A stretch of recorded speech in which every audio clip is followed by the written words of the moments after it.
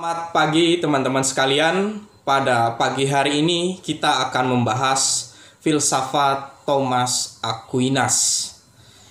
Filsafat Thomas Aquinas adalah salah satu pilar utama dalam tradisi filsafat skolastik Katolik.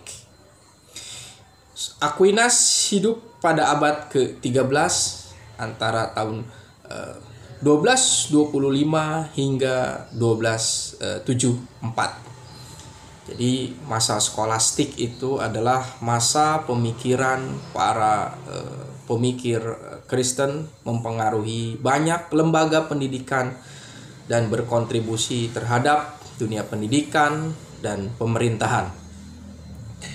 Aquinas dikenal menggabungkan atau mengharmoniskan ajaran Kristen dengan filsafat Aristoteles. Jadi menginterpretasikan filsafat, keimanan dengan rasio dan wahyu atau kitab suci. Pemikiran Thomas Aquinas adalah mengenai upaya untuk mengharmoniskan akal dan iman, gitu kan, reason. Jadi akal bisa mengajak manusia untuk menjadi insan yang sempurna, yang bisa memahami kebenaran. Begitu juga dengan iman atau faith. Kebenaran dengan iman bisa mengantarkan manusia kepada keselamatan. Manusia tentu harus menggunakan akal dan juga harus diperluas pemahaman tentang diri, tentang sesuatu yang suci dengan iman. Iman menjadi dasar yang harus diperjuangkan, dan akal adalah upaya untuk menguatkan iman. Aquinas memiliki 5 jalan atau bukti eksistensi Tuhan. Dia menjelaskan tentang eksistensi Tuhan itu bisa dibuktikan dengan apa. 1. Tentang gerakan pertama atau motion atau penggerak utama. Dia adalah penggerak yang tak tergerakkan. Ini pemikiran dari Aristoteles, ya, bahwa ada sosok yang menjadi pusat yang menggerakkan segala sesuatu yang ada di alam dunia ini, tetapi dia tidak bergerak. Dia adalah Tuhan. Segala sesuatu yang bergerak pasti memiliki jiwa. Lalu Tuhan adalah penggerak utama segala sesuatu. Kedua adalah tentang hukum sebab akibat atau causational. Jadi penyebab pertama ini adalah Tuhan dan mengakibatkan hadirnya penciptaan, eksistensi manusia, alam semesta. Harus ada sebab pertama, dan makhluk adalah akibat dari penciptaan. Ketiga adalah kemungkinan dan keniscayaan atau kontingensi. Segala sesuatu bisa ada dan tidak ada. Harus ada sesuatu yang niscaya, gitu kan, untuk memungkinkan yang tiada bisa menjadi ada. Nah, itu adalah Tuhan. Kemudian selanjutnya adalah tingkat kesempurnaan, degree of perfection, kesempurnaan tertinggi. Karena ada yang memiliki kesempurnaan tertinggi, dia bisa mewujudkan eksistensi makhluk, entitas di alam semesta ini. Kemudian adanya tata tertib alam atau teleologis. Alam bergerak dengan tujuan, dengan suatu ketetapan. Harus ada perancang cerdas atau divine intelligence. Jadi pertama tentang bukti eksistensi Tuhan adalah pertama ada penggerak pertama gitu kan, ada penggerak yang tak tergerakkan. Nah ini yang menjadi landasan tentang gerak ini adalah adanya jiwa gitu kan. Cirinya bergerak karena dia ada jiwa gitu kan. Maka ada jiwa, adanya Tuhan. Nah, kemudian ada sebab akibat. Segala sesuatu itu memiliki sebab dan akibatnya. Dan Tuhan adalah sebab yang sudah aktual. Dia yang mengaktualkan segala bentuk potensi. Selanjutnya adalah tentang kontingensi. Segala sesuatu bisa ada dan tidak ada, maka harus ada yang bisa mengaktualkan potensi, dan itu adalah Tuhan. Kemudian tentang tingkat kesempurnaan dan tata tertib. Oke. Menurut Aquinas, hukum alam bisa dipahami oleh manusia dengan akal. Lex humana. Sedangkan ada hukum yang bersifat ilahiyah, itu butuh suatu pemberian rahmat Tuhan untuk bisa memahami seperti itu. Menurut Aquinas, jiwa manusia abadi. Jiwa dikaitkan dengan gerakan alam semesta ini. Setiap yang bergerak memiliki jiwa gitu kan. Ketika membahas tentang metafisika, kita akan membahas mengenai space and time gitu kan. Nah, di antara space and time ini adalah motion, ada gerakan.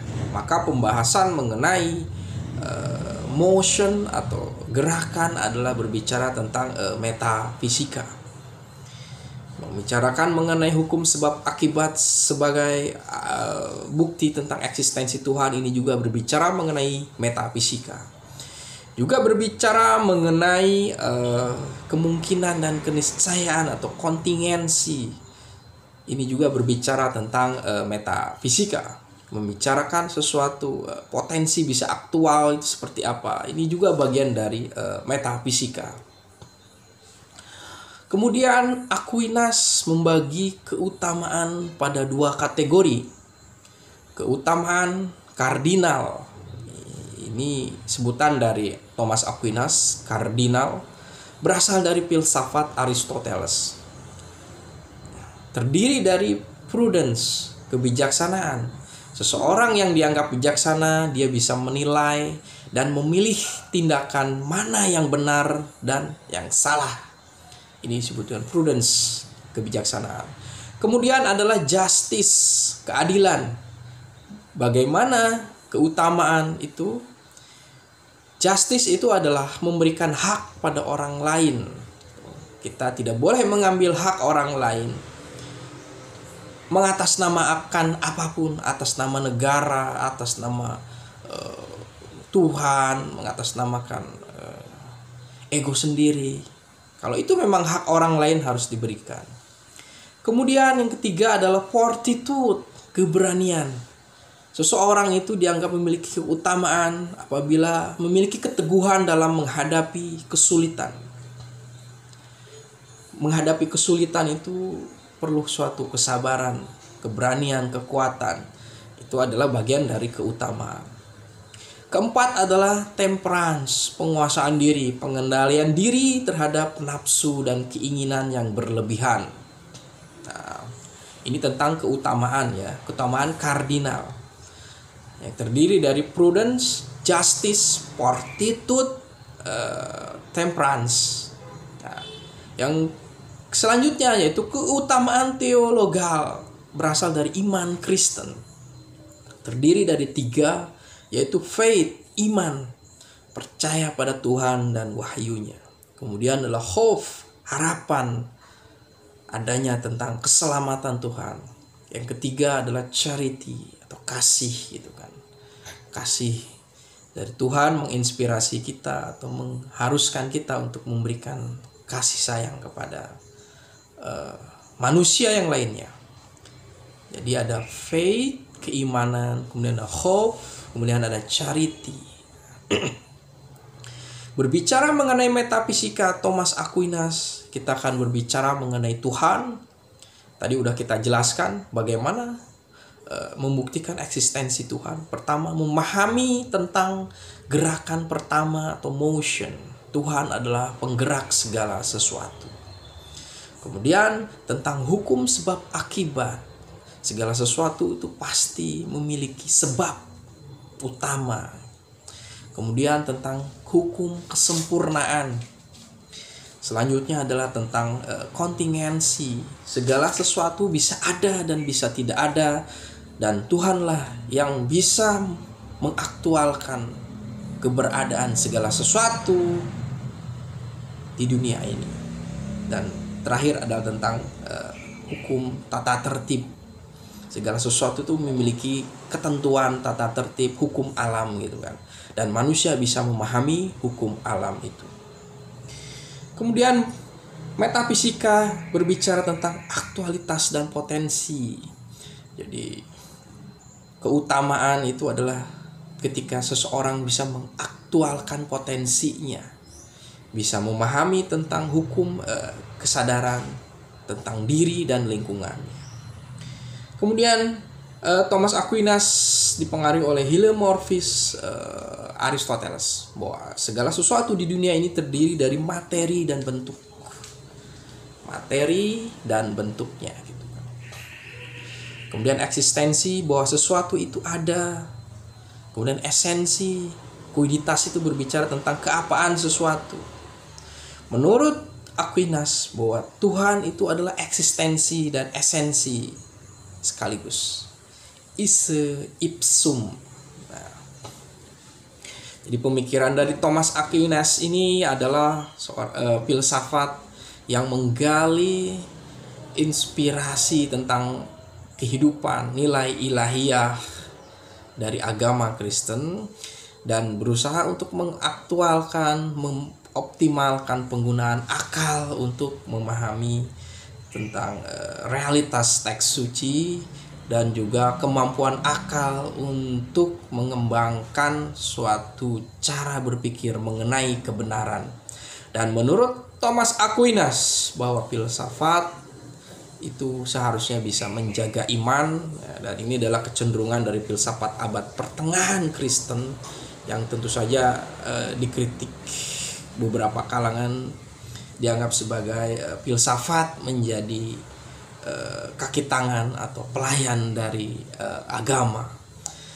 Tentu saja ini bagian dari kritik yang kritis, kritik yang membangun.